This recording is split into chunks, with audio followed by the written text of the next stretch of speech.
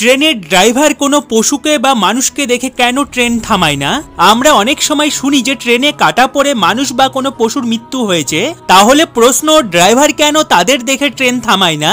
এর পেছনের কারণ জানলে আপনারা চমকে যাবেন। কিন্তু তার আগে আপনার সুন্দর আঙুলটি দিয়ে চ্যানেলটি সাবস্ক্রাইব করে ভিডিওটিতে একটি লাইক করে দিন, কারণ আপনাদের সাবস্ক্রাইব আর লাইক করা আমাকে আরেকটি নতুন ভিডিও বানাতে মোটিভেট করে। ট্রেনের ড্রাইভার যদি সামনে কোনো পশু বা মানুষকে দেখে আর সেই সময় যদি ট্রেনের স্পিড কম থাকে, তাহলে ট্রেনের ব্রেক লাগিয়ে তাদের বাঁচিয়ে নেয়। কিন্তু যদি ট্রেনের স্পিড অনেক থাকে আর তখন ইমার্জেন্সি ব্রেক লাগিয়ে কোনো লাভ হবে না, কারণ 100 কিলোমিটার প্রতি ঘন্টা চলা ট্রেনটি যদি ইমার্জেন্সি ব্রেক চাপে, তবুও ট্রেন 800 থেকে 900 মিটার যাওয়ার পরেই পুরোপুরিভাবে থামবে, কিন্তু এতক্ষণে অনেক দেরি হয়ে যাবে।